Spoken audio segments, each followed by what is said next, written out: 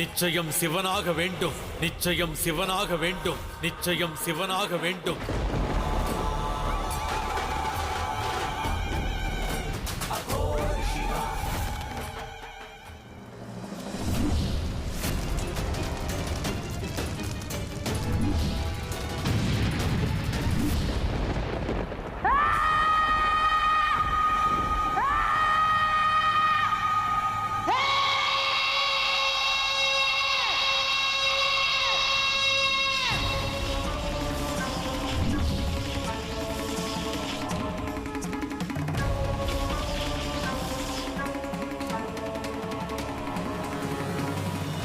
தாங்கள் என்னை அவமதித்திருக்கிறீர்கள்.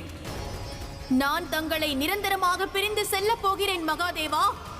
மகாதேவா, இது என் பிடிவாதம் அல்ல, என் காதல். தாங்கள் என்றும் என் காதலை புரிந்து கொள்ளவில்லை. தங்களை நான் மன்னிக்க மாட்டேன்.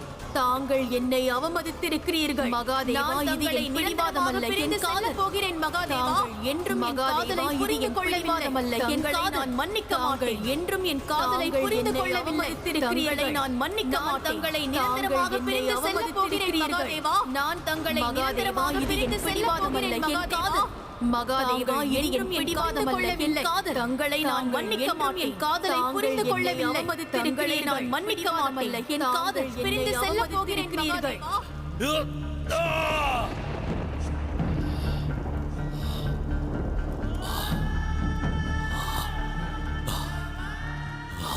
நான் தங்களை உயிருக்குயிராக காதலிக்கிறேன். தங்களை பிரிந்து என்னால் வாழ இயலாது.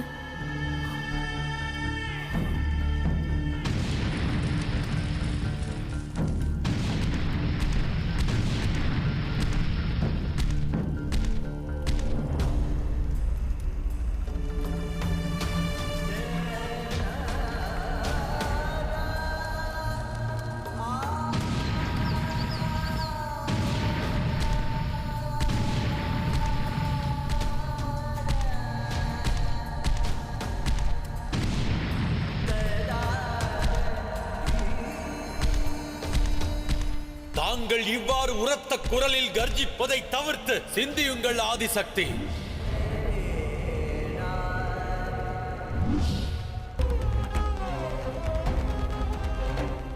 நாராயணா, பிரபஞ்சத்தை இனி தங்களால் தான் காக்க இயலும். பிரபஞ்சம் சமநிலையை இழக்கிறது. துந்துபிநாதன் சொர்க்கலோகத்திற்கு வந்து எனது அரியாசனத்தை பறித்துக் கொள்வான் பிரபு. பிரம்மதேவர் உதவுவதற்கு மறுப்பு தெரிவித்து விட்டார். தாங்கள் தான் ஏதேனும் செய்ய வேண்டும். சிவசக்தியை மீண்டும் தனது ரூபத்திற்கு அழைத்து வர முயலுங்கள். எங்களுக்கு உதவுங்கள் பிரபு, உதவுங்கள்.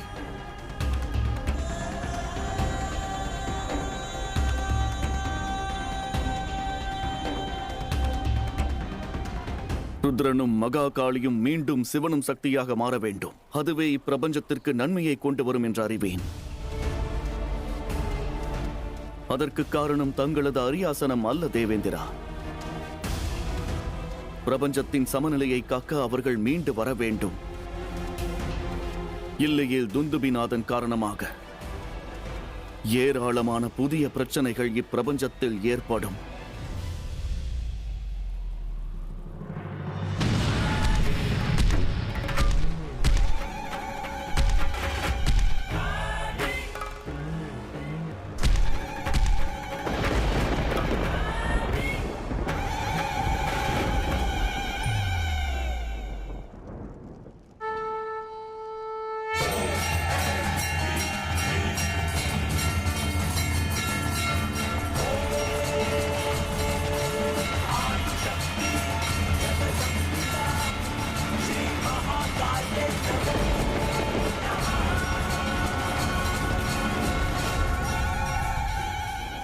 இந்த பிரச்சனைக்கு தீர்வு காணாவிடல் பிறகு பிரபஞ்சத்தின் பேரழிவு நிச்சயிக்கப்பட்டுவிடும். பேரழிவு நிச்சயிக்கப்பட்டுவிடும்.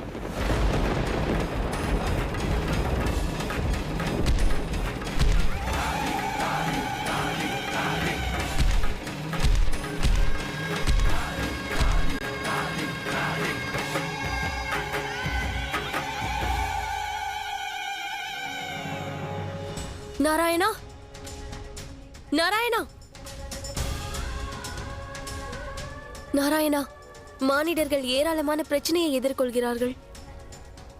துந்துபிநாதன் 84 லட்சம் உயிரினங்களை பலி கொடுக்க இருக்கிறான். அவ்வாறு செய்தால் அவன் சொர்க்கலோகத்தை அடைந்து விடுவான். சிவசக்திக்கு இதை பற்றின தகவலும் இல்லை. ஒருவரை ஒருவர் எதிர்த்துக் கொண்டிருக்கிறார்கள்.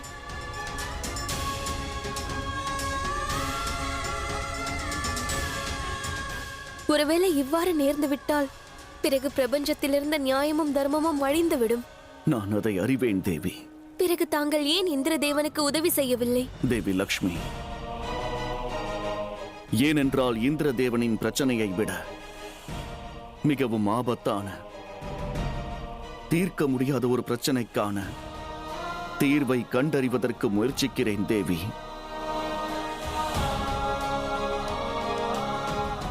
இதற்கு மேல் வேறு என்ன பிரச்சனை இருக்கிறது நாராயணா?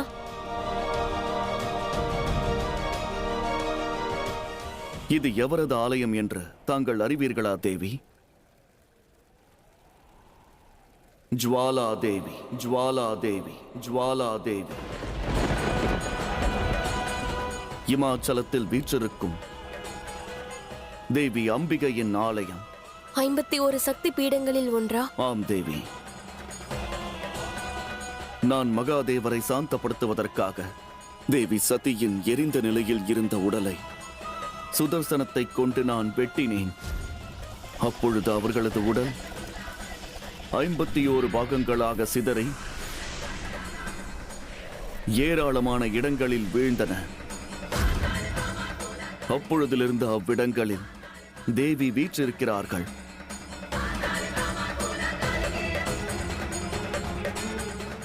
ஆம், இதை நானும் அறிவேன் நாராயணா.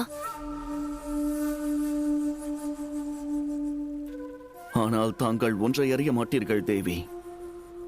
அக்கணம் முதல் இக்கணம் வரை அங்கு வேறு ஒருவரும் உள்ளார். அவரது வாழ்க்கையின் லட்சியம் ஒன்று மட்டும்தான் தேவி. எவரேனும் அவ்விடத்தை தாக்குவதற்கோ அல்லது அழிப்பதற்கோ முயற்சி செய்தால் அவர்களை வதம் செய்வதே அவருடைய தலையாய கடமையாக இருக்கிறது. ஜுவாலா தேவியின் அடையாளத்திற்கு ஆபத்து நேரிட்டால் அவர் இப்பிரபஞ்சத்தையே அழிப்பதற்கும் வாய்ப்பிருக்கிறது.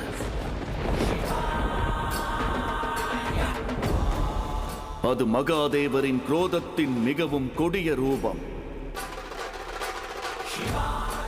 வீரபத்ரரை விடவும் கொடிய, அச்சம் தரக்கூடிய ரூபம்.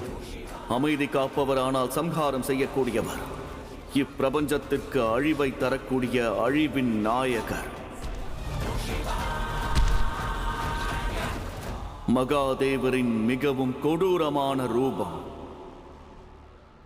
உன்மத்த பைரவர். உன்மத்த பைரவர்.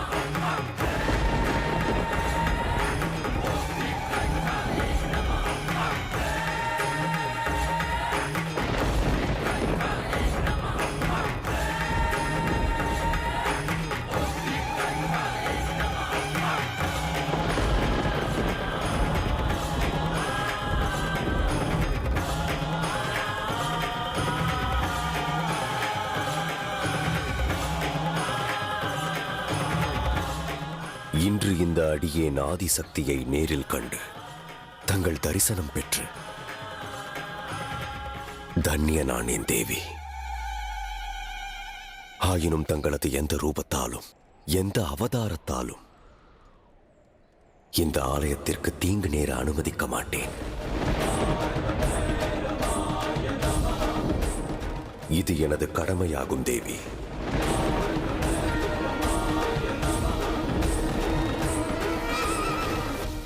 காலமும் காளியும் எதிலும் வேறுபாடு பார்ப்பதில்லை. அது தானவனோ மானிடனோ அல்லது பைரவனோ பைரவனோ பைரவனோ.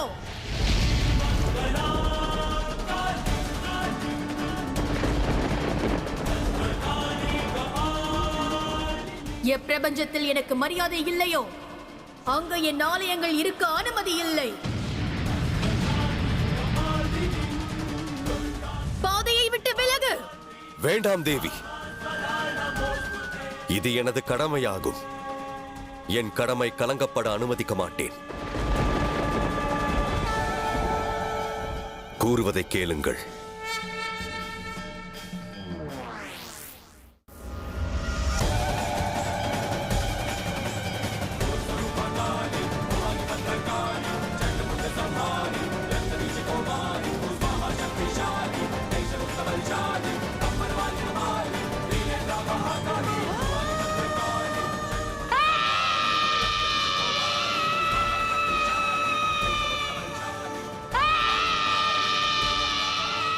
எச்சரிக்கிறேன் தேவி.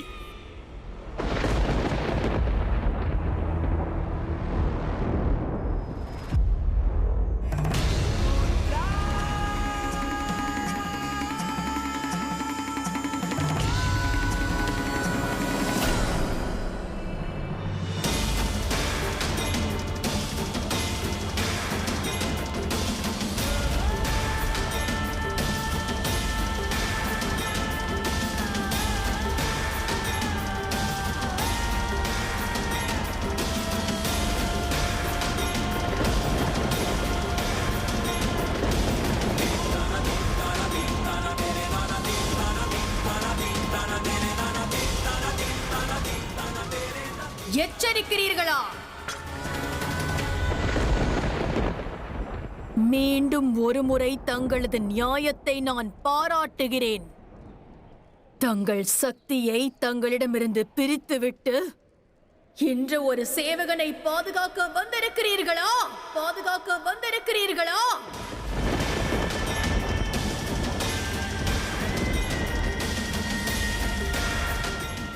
ஆம். ஏனென்றால் சேவகன் எனது உத்தேசத்தையே நிறைவேற்றுகிறான்.